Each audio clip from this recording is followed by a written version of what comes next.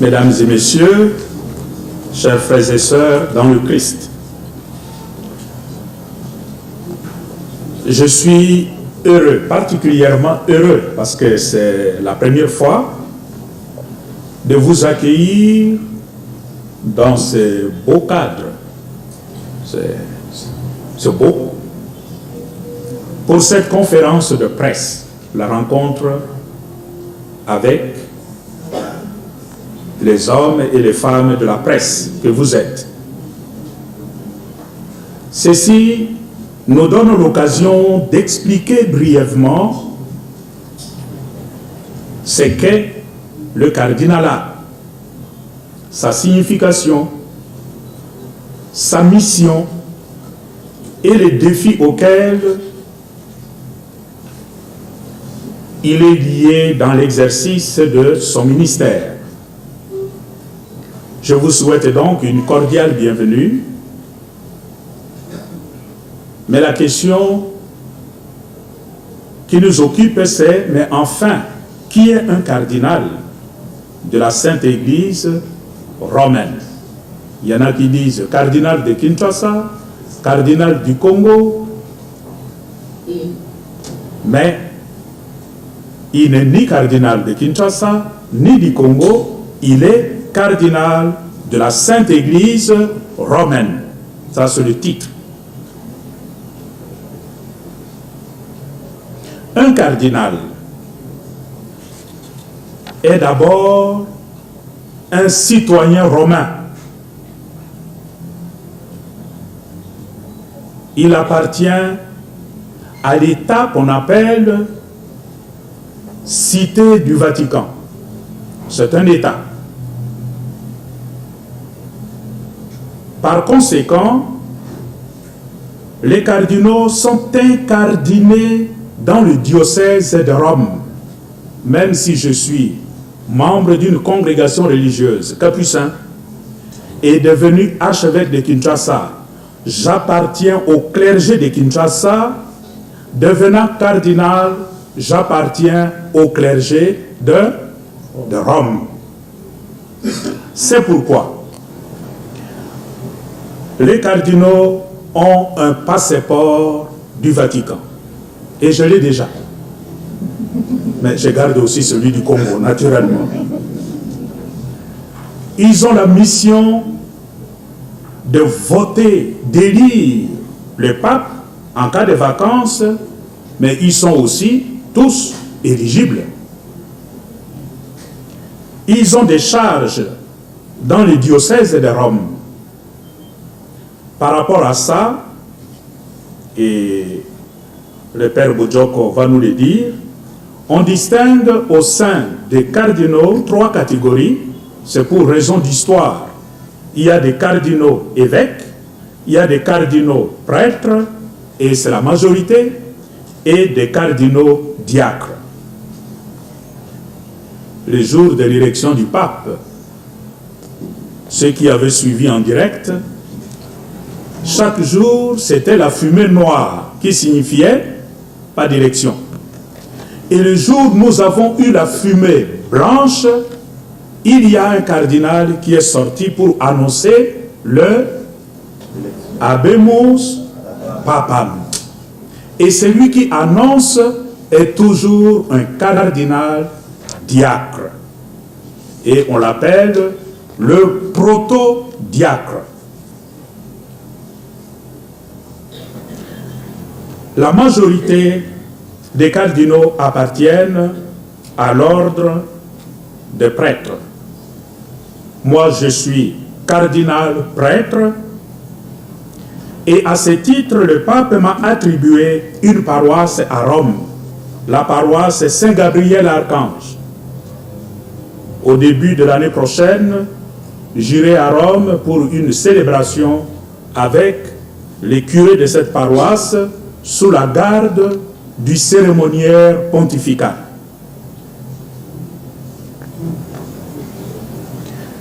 Les cardinaux diacres sont généralement des cardinaux qui travaillent au sein de la curie romaine.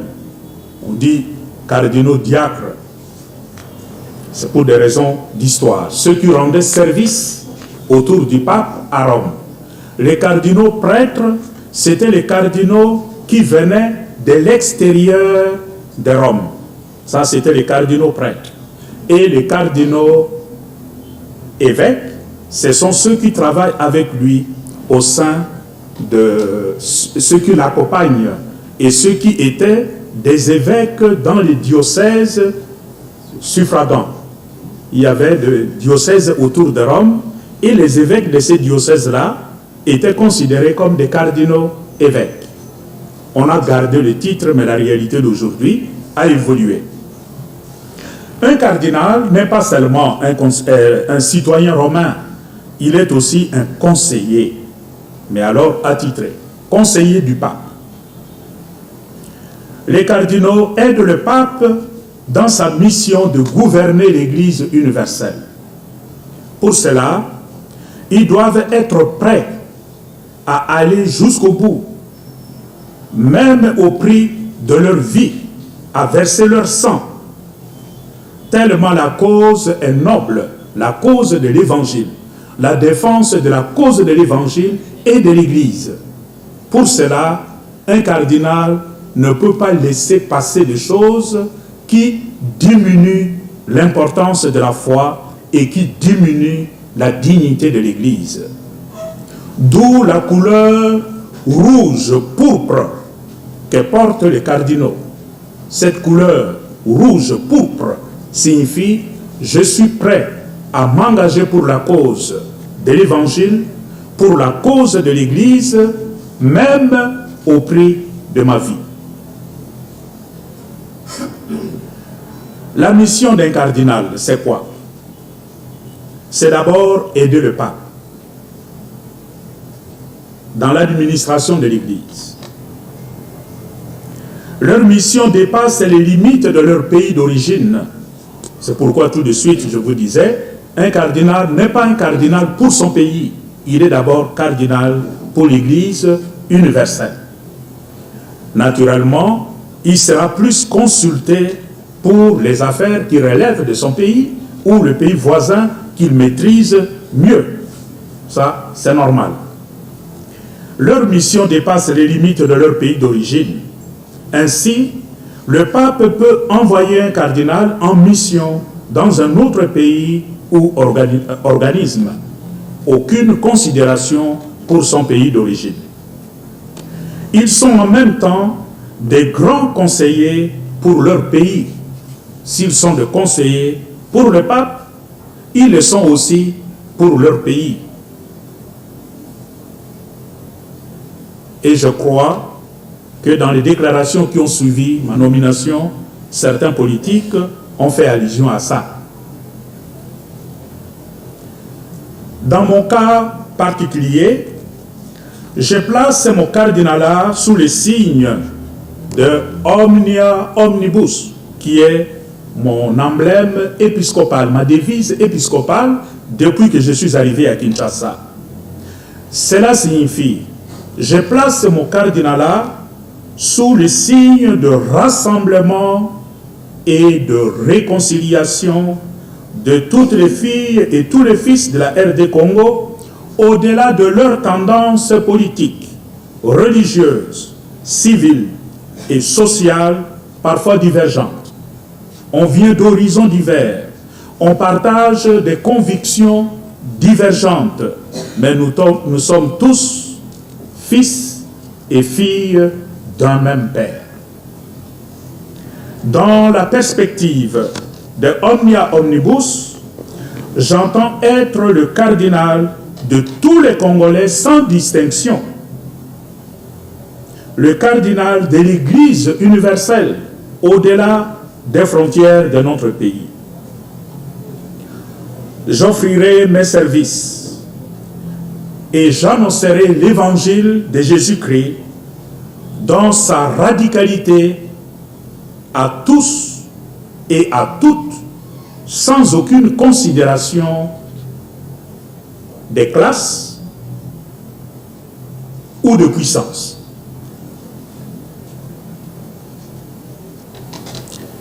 Quel est le nombre officielle actuelle des cardinaux au sein de l'Église. Père Jean-Pierre Boudjoko va nous en parler assez rapidement parce que lui vient de là, du Saint-Siège. Actuellement, les collèges cardinalistes comptent 227 cardinaux, dont 125 cardinaux électeurs et 102 cardinaux en retraite. Ceux qui ont dépassé, ceux qui ont atteint 80 ans. C'est le cas de notre cardinal Laurent Mossello qui a atteint 80 ans le 7 octobre, c'est-à-dire le mois passé. Le collège des cardinaux est présidé par le doyen des cardinaux.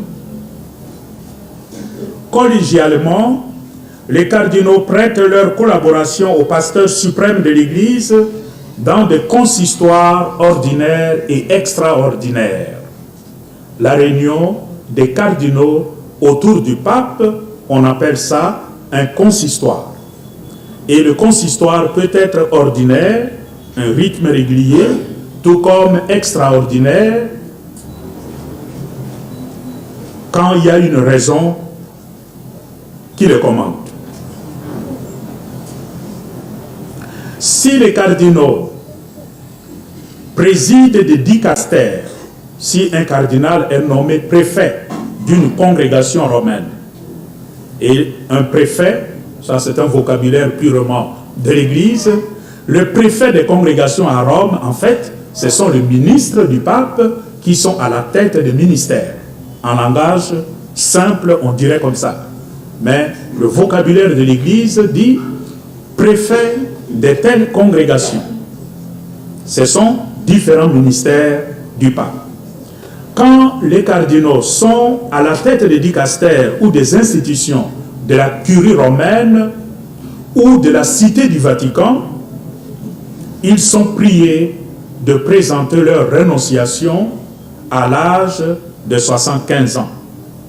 La même chose, si un cardinal est archevêque d'un diocèse, à l'âge de 75 ans, conformément au droit canon, il doit donner sa démission. Non pas comme cardinal, mais comme archevêque ou comme préfet de ses services qu'on lui a donnés. Mais il reste cardinal jusqu'à la mort. En cas de vacances du siège apostolique, les cardinaux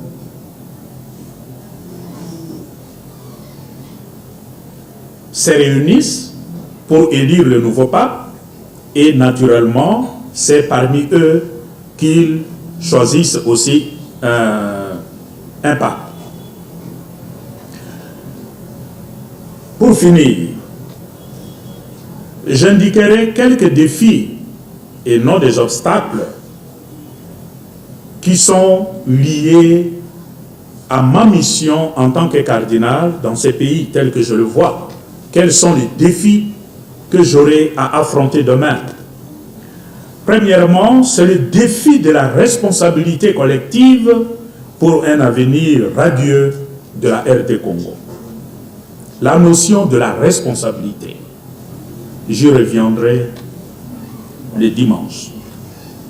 On ne peut pas bâtir une nation si on ne prend pas au sérieux la notion de la responsabilité. Ma responsabilité à moi. Pas seulement les yeux tournés vers les autres, leur responsabilité est la mienne. Qui va assumer la mienne? Ça, c'est un défi énorme pour notre pays. Deuxième défi. Défi du rapprochement des cœurs de tous les Congolais. La mission de pardon et de réconciliation. Apprendre aux fils et filles du Congo que nous sommes tous enfants d'un même Père. Et ce qui nous rassemble est de loin beaucoup plus important que le petit détail, les petites opinions qui nous divisent. Troisième défi. défi du respect de la dignité humaine, surtout la dignité des enfants, la dignité de la femme. Un pays dans lequel l'être humain n'est pas respecté dans ce qu'il a de fondamentalement humain, sa dignité intrinsèque qui lui vient de son Dieu créateur, ce pays n'ira pas de l'avant. C'est un défi énorme que nous apprenions ensemble, collectivement, à découvrir la dignité de chaque être humain, de chaque Congolais et Congolaise, et à le respecter. Enfin, du point de vue pastoral, c'est le grand défi du rayonnement de l'Église dans notre société. Parce que le cardinal n'est pas là seulement pour la promotion des valeurs humaines, mais il est d'abord au service de l'Évangile, au service de la propagation de la foi, l'intériorisation de la foi. Ça, ce sont quelques défis qui nous attendent au tournant, mais il y a tant d'autres que vous connaissez. Je laisserai la parole au père Jean-Pierre Bojoko de la Radio Vatican. La voix que vous entendez, c'est la voix que vous entendez aussi à la Radio Vatican, qui est le modérateur du jour pour vous présenter les tableaux synthétiques de la géographie des cardinaux à travers le monde. Je vous réitère mes sincères remerciements pour votre disponibilité et vous accorde ma bénédiction apostolique. Je vous remercie.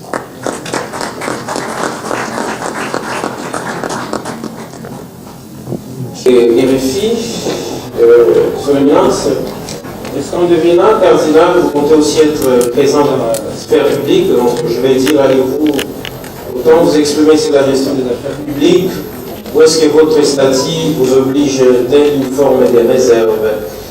Question d'actualité, c'est la gratuité de l'enseignement des bases dans les écoles catholiques. Que pensez-vous de tous les mouvements sociaux qui naissent dans les écoles essentiellement catholiques? Pour la première question, il est évident que ma nomination comme cardinal ne change pas la nature de ma mission. Je reste prêtre, je reste évêque, et la dimension prophétique liée à ma mission est intacte. J'espère que la nouvelle charge ne changera pas ma nature. Je ne le souhaite pas et je ne crois pas. Je ne crois pas. Parce que cela fait partie de ma mission. Un cardinal, et le pape l'a dit dans son homélie dans la basilique Saint-Pierre, il est d'abord cardinal pour la cause de pitié. Ceux qui souffrent, il doit être la voix de ceux qui souffrent.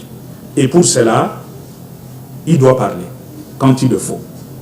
Le devoir de réserve, ça ne s'applique pas à un prêtre ou à un évêque. Le devoir de réserve, c'est pour les diplomates. Nous ne sommes pas des diplomates. Nous sommes des prophètes. Et un prophète n'est pas lié par le devoir de réserve. Parce qu'il doit parler quand il le faut. Il doit prêcher à temps et à contre-temps. Même au prix de mécontenter le puissant de ce monde. Il n'est pas obligé par le devoir de réserve. La gratuité de l'enseignement,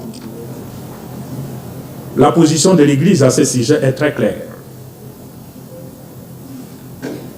Si nous sommes arrivés au système où on devait recourir aux parents pour alléger la souffrance des enseignants et permettre un bon fonctionnement du système éducatif de notre pays, c'est l'Église catholique qui était à l'origine. Et plusieurs fois, on nous a rappelé ça, sous forme de reproches. Voilà, vous avez commencé cette histoire et c'est devenu un poids sur les épaules des parents. C'est dire, si le président annonce la gratuité de l'enseignement, nous le soutenons. nous sommes pour la gratuité de l'enseignement. Nous le désirions de tout cœur depuis très longtemps. Seulement, nous voulons une vraie gratuité qui ne va pas fragiliser le système éducatif tel que ça existe maintenant. Gratuité signifie payer correctement tous les enseignants. On ne veut plus entendre parler de nouvelles unités, des effacés, il y a tout un vocabulaire là dans le monde non mécanisé ou mécanisé, mais sans salaire, etc. Terminé avec cette affaire-là. Tout enseignant a droit à un salaire. Et les salaires à verser aux enseignants, nous insistons là-dessus, ne doit pas être le petit 120 000 francs congolais qu'on leur donne maintenant, mais ça doit être ce qu'ils reçoivent maintenant, plus ce qu'ils recevaient de la contribution des parents, pour pouvoir tenir le coup. Enfin, gratuité pour nous signifie l'État doit prendre en charge le fonctionnement des structures des gestionnaires, le bureau du directeur, du préfet, des coordinateurs, des conseillers, etc. Il faut que l'État mette de moyens conséquents au service de ces structures. À ce prix, nous soutenons la gratuité. La notion de la réconciliation est une notion globale. En fait, nous sommes tous concernés par cette notion de réconciliation. En fait, il s'agit d'abord de me réconcilier avec moi-même, me réconcilier avec les valeurs que nous avons perdues dans ce pays, nous réconcilier avec une certaine orientation à donner à notre pays qui relève la population. Donc c'est d'abord un travail à faire à mon niveau, moi, me réconcilier avec moi-même. Ensuite, me réconcilier avec mes frères et sœurs autour de moi. Naturellement, la dimension politique fait partie.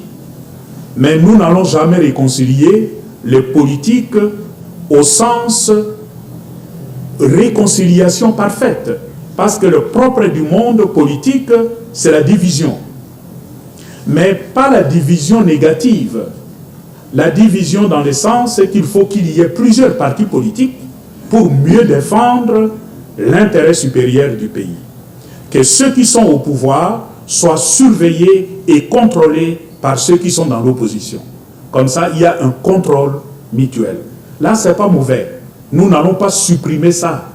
Mais la réconciliation, c'est amener le peuple congolais à regarder dans la même direction.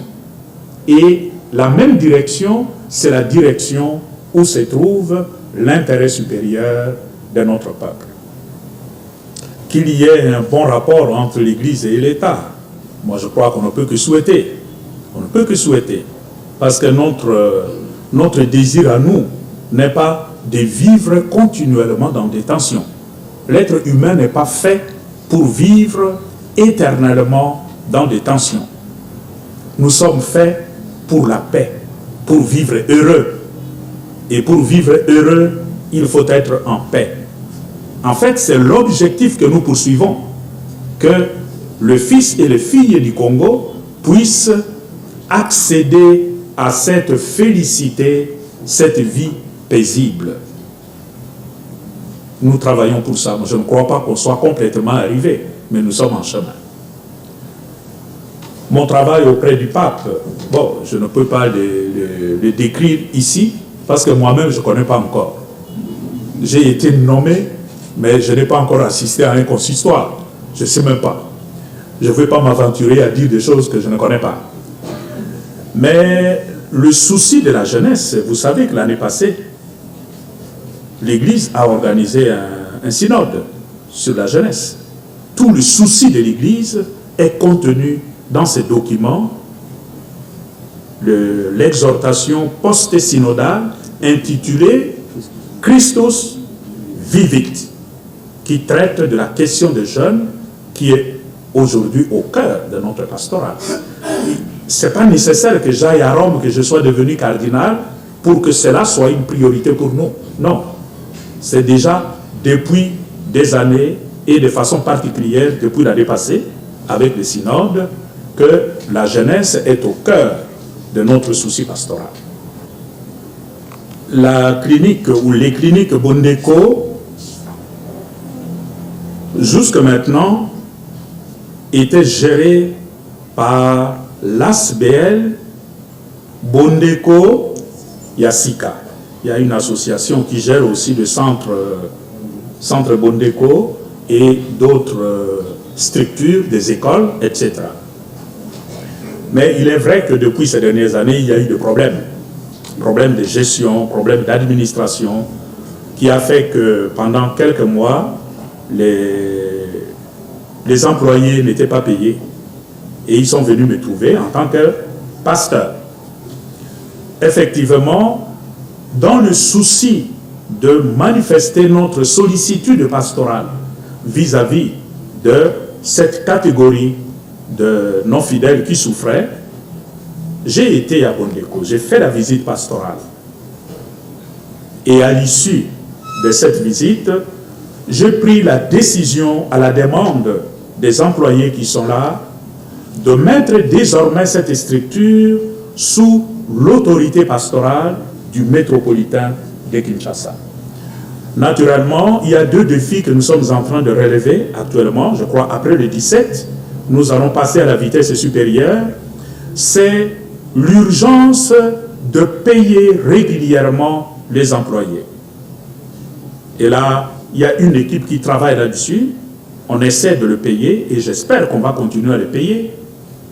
Et le deuxième défi, c'est revoir l'ensemble des structures d'administration de Bondeko, en renouvelant la composition de l'Assemblée générale et du Conseil d'administration. Pour le moment, c'est complètement dépassé. L'enseignement, nous estimons, d'après nos évaluations, que la gratuité de l'enseignement ne peut avoir que des conséquences positives, globalement. Premièrement, avec la gratuité, il y a plus d'enfants qui vont à l'école. Ceux qui n'y allaient pas aujourd'hui, on voit la population scolaire a augmenté. Des salles de classe hier où il y avait 50, aujourd'hui, vous pouvez en trouver jusqu'à 60-80, surtout à l'intérieur. Ça signifie opportunité qui est offerte aujourd'hui à plus d'enfants qu'hier.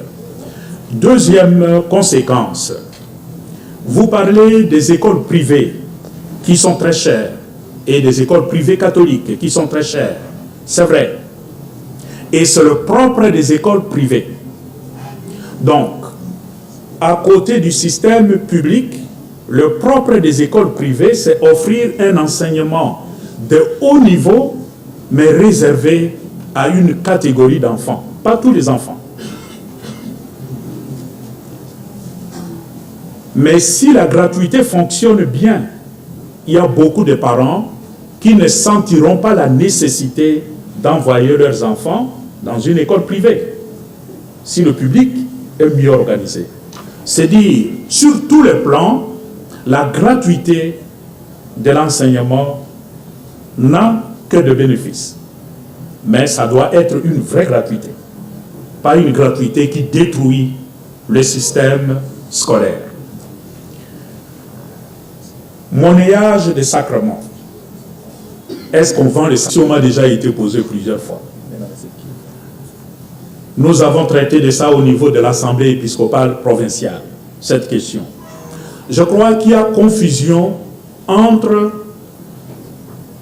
ce qu'on appelle vente de sacrements et les contributions légitimes qu'on pourrait demander aux pénitents pour participer aux frais d'organisation de ces sacrements. Il y a les frais d'organisation. La même chose, la question qu'on dit, on vend le sacrement, mais on les dirait aussi de l'Eucharistie que nous prenons tous les jours ou tous les dimanches. Pour que le curé puisse avoir les hosties, il doit les acheter. Parce qu'on fabrique les hosties avec du pain. Et le sang du Christ là, on achète ça, le vin. Ce n'est pas l'eau du robinet. Même l'eau du robinet, ça coûte. Donc il y a un prix pour ça. Alors, pour pouvoir administrer les sacrements, il y a un minimum de frais. Et c'est ce minimum de frais que les curés demandent dans les paroisses. Il faut voir s'il y a exagération ici et là. Là, il faut voir. S'il y a des cas pareils, évidemment, ça c'est à combattre. Mais en aucun cas, un sacrement ne peut pas être monnayé ou vendu.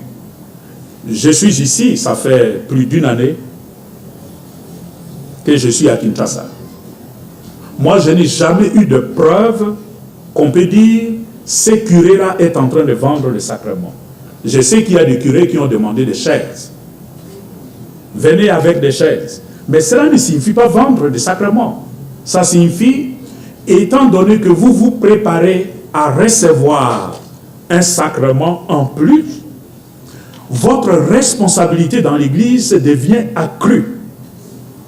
Et pour concrétiser cette responsabilité accrue, participez d'une certaine manière au coût que cela engage. Ou tout simplement, participez à la construction de votre paroisse. Parce que les chaises là, les curés les amènent où? C'est pour la paroisse. C'est pour la paroisse. Donc je crois que nous devons faire la distinction entre ce qu'on peut appeler participation aux frais ou au fonctionnement de la paroisse et vendre des sacrements. Parce que vendre signifie, si vous ne me donnez pas cet argent, je ne vous administrerai pas. Mais dans le souci, c'est qu'on dit dans le but lucratif. Or ici, le but n'est pas lucratif. C'est plutôt la générosité des fidèles qu'on encourage. Nous devons faire la distinction entre les deux. On va parler un peu comme ça. En l'homme. Et cet homme qui est créé à l'image et à la ressemblance de Dieu est un homme vêtu de gloire, de dignité et de respectabilité. Quand la dignité de cet homme-là est bafouée, l'Église se dresse, indépendamment de celui qui est au pouvoir. Si vous avez noté des changements dans l'attitude de l'Église, ce n'est pas parce que l'ancien régime est parti et il y a un nouveau. Non. Si les mêmes causes qui ont fait se dresser l'Église hier reviennent demain, vous verrez l'Église sur votre chemin. L'Église est conduite non pas en fonction du visage des êtres humains, mais en fonction de sa foi en Dieu et sa foi en l'homme. Qu'est-ce que nous allons faire pour la paix à l'Est? La première chose, nous prions pour que la paix puisse revenir dans notre pays, particulièrement à l'Est. C'est d'abord ça notre première responsabilité. Prier, implorer la miséricorde de Dieu, qui jette son regard de pardon et de miséricorde sur ce peuple qui est en train de détruire ces paradis que Dieu nous a donnés. Notre prière, c'est que le Seigneur puisse toucher le cœur des uns et des autres, qu'ils soient des Congolais, qu'ils soient des pays voisins, qu'ils soient de la communauté internationale, pour que le Seigneur puisse enfin toucher leur cœur et qu'ils changent. Ça, c'est la première chose. La deuxième chose, nous travaillons sur la situation à l'Est. Après le cardinalat à Rome, moi j'étais resté à Rome pour le synode qui a traité de l'Amazonie. Nous avons terminé le synode le 27. Le 28, j'étais à Genève. Et nous étions à Genève pour le compte de la République démocratique du Congo. C'était l'Église catholique. Nous étions là avec Monseigneur Marcel Routembi et l'abbé Cholet. Pour le compte de l'ECC, il y avait le président le révérend pasteur André Bokundoa, avec sa délégation de protestants ECC, et le musulman était aussi avec nous, les deux cheikhs de notre pays, les deux imams. Ils étaient avec nous. Ça, c'était pour notre pays. Mais il y avait aussi d'autres pays. Le Congo d'en face, dans sa composante catholique, protestant, musulman. Il y avait la République centrafricaine, l'Angola, le Burundi, le Rwanda et le Sud-Soudan. Nous avons travaillé sur la situation à l'Est. Il y a tout un programme qui nous unit maintenant pour voir comment faire revenir la paix dans cette région des Grands Lacs. Donc l'Église ne se contente pas seulement de prier, mais l'Église pose des actes qui vont dans le sens de la restauration de la paix dans la région.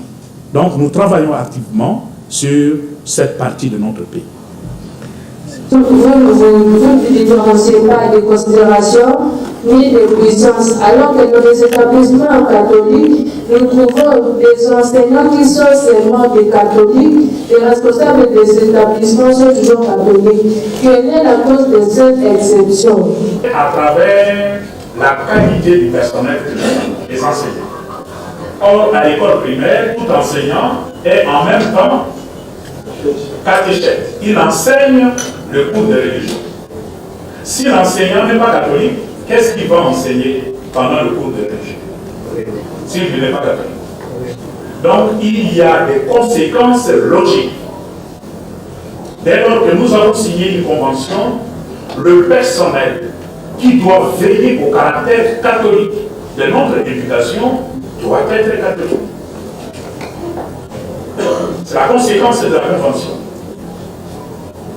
Et nous tenons à ça. Il n'y a pas que le réseau catholique, il y a d'autres réseaux. On peut aussi aller dans le réseau officiel.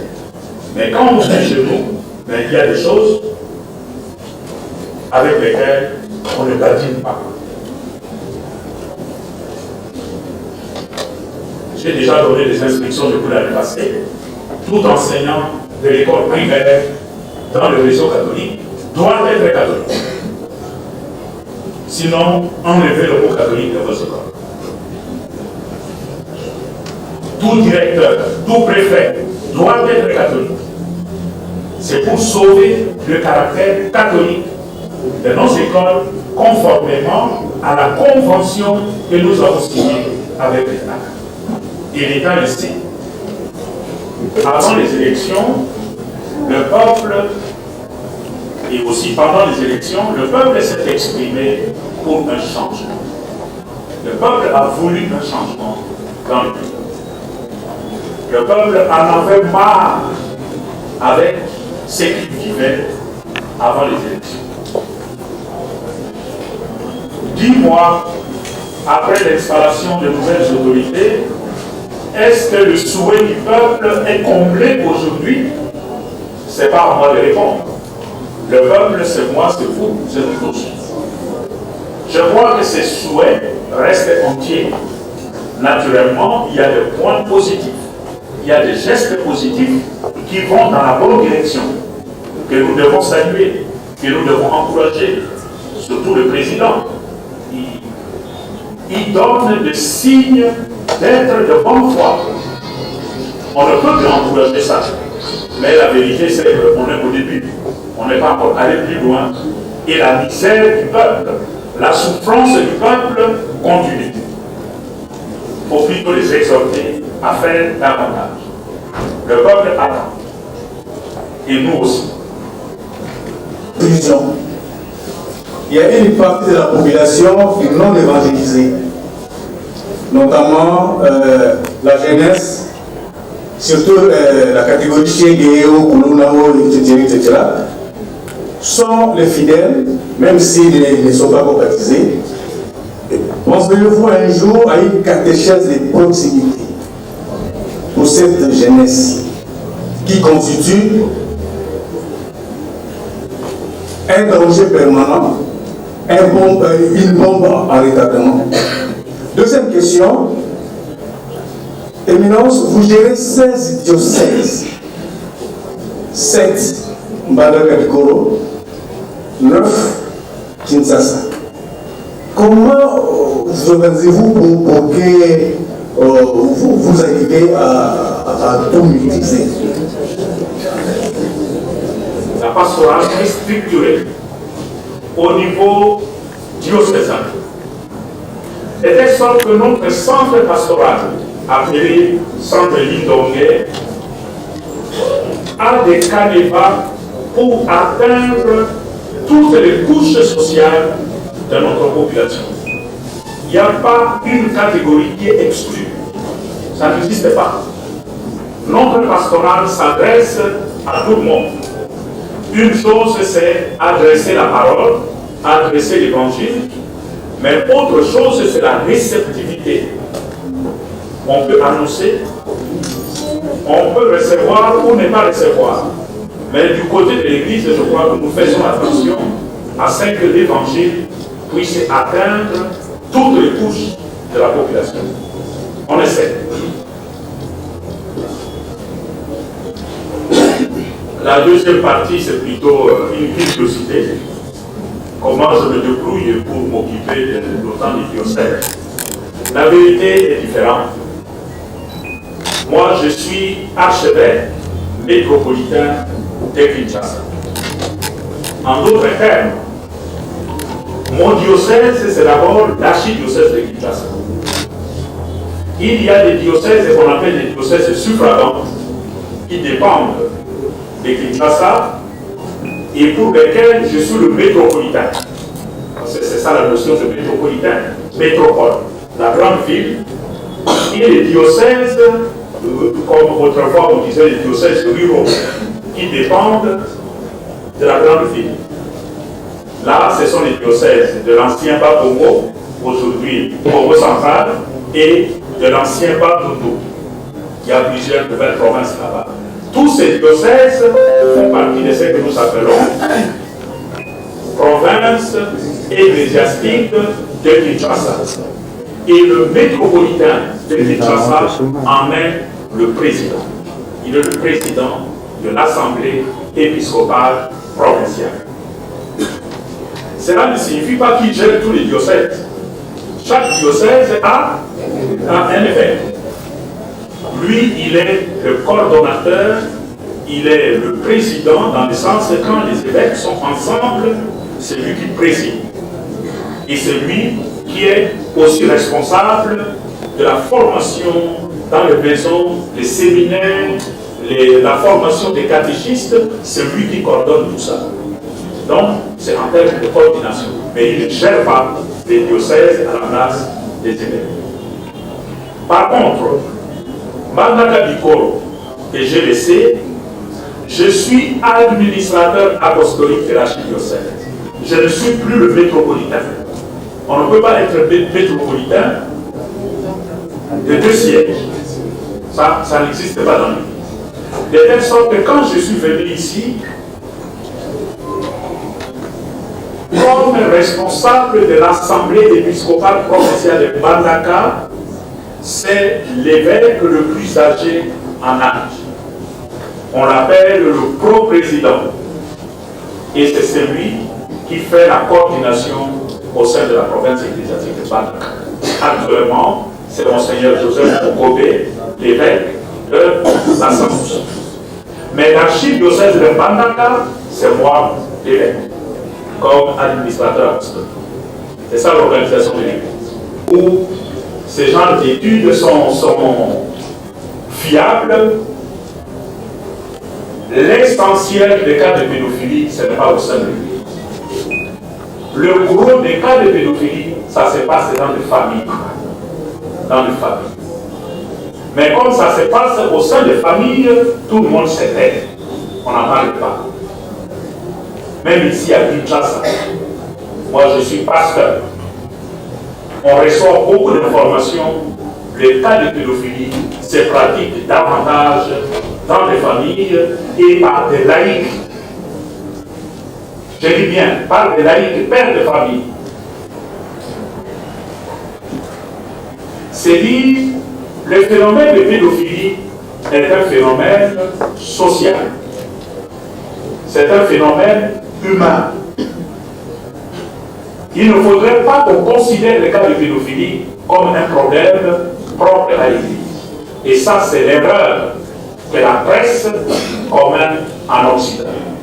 On essaie de faire de pédophilie comme si c'était un problème de l'Église, un problème des prêtres. Il y a eu des prêtres qui se sont rendus coupables. Et ça, c'est malheureux. Ça, c'est condamnable. Mais ne croyons pas que la pédophilie est une tare liée au prêtre. C'est lié à l'être humain. L'être humain.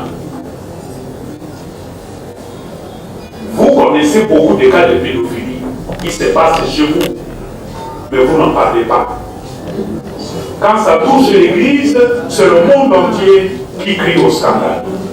D'un côté, c'est pas mauvais, parce que ça nous pousse à prendre notre responsabilité en main. Nous n'avons pas le droit d'abuser des enfants. Et surtout, on n'attend pas de nous ces genres de contre-témoignages. D'un côté, c'est bien, mais de l'autre, ne voilons pas le visage, ne voilons pas la face pour considérer ce fléau comme lié à la catégorie de l'Église, et quand on dit l'Église, de l'Église catholique, alors que même chez les protestants, où il y a des pasteurs mariés, l'enquête a démontré qu'il y a même plus de cas de pédophilie aussi là-bas. Donc, soyons justes quand nous traitons de la question du pédophilie. En faire mon cheval de bataille, mais ça c'est la disposition de l'Église. Il n'y a aucun parent qui accepterait qu'on abuse de son enfant. Quel parent responsable tolérerait qu'on abuse de son enfant mineur? Ça non. Et nous, en tant que l'Église, naturellement, nous serons à l'avant-plan pour combattre toute forme de pédophilie. Que ce soit dans l'Église, que ce soit dans la société. La construction des basiliques. L'Église catholique à Kinshasa, c'est une grande église qui a droit à une basilique digne de sa grandeur. C'est un vieux projet qui remonte à l'époque du cardinal Manoula. Ce n'est pas un nouveau projet. On en parlait quand moi-même j'étais étudiant en théologie ici, dans les années 84, 88, là. On parlait de ces projets. Le cardinal Etzo, qui est venu après lui, a parlé de ces projets. Le cardinal Laurent Mostengo a parlé de ces projets. Mais nous avons pensé qu'il faut aller au concret. Et notre foi, c'est notre espérance chrétienne. Nous ne devons pas attendre que nous ayons tout l'argent pour commencer ces projets, mais nous allons commencer et nous allons terminer ces projets. Aujourd'hui, l'argent, nous n'avons pas, parce que tout le monde va demander où est-ce que vous allez trouver l'argent. L'argent est chez vous. Vous allez nous donner l'argent. Nous allons constituer. Donc, actuellement, j'ai constitué une équipe que j'appelle le collège des architectes. Il y a un architecte qui est venu d'Italie pour garder le thème religieux de cet édifice qui fera la gloire de Kinshasa, et déjà fait du peuple, et des architectes congolais pour garder aussi la particularité africaine, pour donner l'art africain et congolais à cet édifice. Donc ils sont en train de travailler, nous pensons, et nous présenterons le premier plan, la première maquette pour le Pâques de l'année prochaine. Parce que c'est un travail immense, il faut prendre le temps qu'il faut pour le faire. Mais vous serez informés du moment venu. Je soutiens, j'appuie tous ceux qui manifestent dès lors qu'ils estiment que leurs droits sont bafoués. Il n'est pas normal que les enseignants travaillent depuis le mois de septembre, mais s'ils ne sont pas payés, comment voulez-vous qu'ils continuent à travailler? Et l'unique moyen pour réclamer leurs droits, c'est la dette. Nous, en tant que Senko, et moi, en tant que métropolitain de Kinshasa, je ne vais jamais décourager les enseignants s'ils sont dans leurs droits et ils recourent à des moyens pacifiques pour réclamer leurs droits. Notre position là-dessus, qu'ils fassent entendre leurs voix, parce que leurs droits sont bafoués. C'est pour le Congo et Cap pour le changement. Ce sont les fidèles le dimanche qui se retrouvent dans des églises, dans des cathédrales pour prier. Mais dans la province du Lualaba, ils sont là pour déchirer des effigies, créer du désordre. Vous avez, son éminence, inscrit votre cardinal dans le sens du rapprochement des cœurs. Qu'est-ce que vous comptez faire en tant que cardinal de la grande église romaine pour pouvoir rapprocher ces cœurs qui visiblement ne semblent pas cohabiter ensemble? Merci. Toujours sous le contrôle des responsables. Et parfois, ce sont les responsables qui se cachent derrière ces gens pour agir. Qu'est-ce que nous pouvons faire? Pas grand-chose. Mais notre rôle, c'est de rappeler à la conscience des uns et des autres. Dès lors que les deux ont signé un contrat pour gouverner ensemble, notre exhortation c'est de dire, mais soyez cohérents avec vous-même. Vous avez signé un accord pour gouverner, maintenant vous êtes au pouvoir, servez le peuple. Ne passez pas le clair de votre temps à vous entre-déchirer, ça ne sert à rien. Parce que ce que le peuple attend de vous, c'est plutôt le service. Le service. Ces spectacles qu'on voit à Kolwezi avec des images qu'on brûle, ça relève de la cuisine interne. Ça relève de la cuisine interne. À une formation qui est au pouvoir, il ne nous appartient pas à rentrer dans ce genre de pratiques, mais tout simplement à rappeler aux vrais responsables qu'ils sont là pour servir le peuple, qu'ils ne se détournent pas de cet objectif. À Radio Maria, Radio Elikia et notre télévision RTC, parce qu'il n'y a pas de pastoral sans moyen de communication. C'est dire toute ma considération pour votre métier, vous du monde de la presse. Et c'est pour ça que je suis venu vous rencontrer. C'est toute la considération que nous avons pour votre métier. Tout ce que nous disons, ça ne prend pas d'effet s'il n'y a pas de gens pour le réveiller. Et nous avons besoin de la presse, nous avons besoin de la radio, la télévision, la presse écrite, etc. pour amplifier ce que nous faisons. Est-ce que les trois organes que nous avons actuellement suffisent pour la pastorale de Kinshasa? C'est oui et non. Oui, parce que la valeur des organes de presse ne dépend pas seulement de leur nombre, mais ça dépend d'abord de la qualité du service à offrir. On peut avoir une radio-télévision, mais si c'est bien organisé, ça peut couvrir l'ensemble de nos besoins. Ce n'est pas le nombre, la multiplication de radio ou de chaînes de télévision. Je crois que le nombre compte peu. Non, parce que pour le moment, nous n'en sommes pas encore là. Non, dans ce sens, nous devons faire mieux. Que ce soit Radio Maria, que ce soit Radio Elikia, et je vois la patronne elle est là au point, que ce soit la RTCE avec l'abbé il n'est pas là. Donc nous devons faire davantage. Et toute la question que je vous renvoie, c'est comment faire pour mieux faire. dans ce domaine. Je crois que j'ai mentionné ça dans ma communication.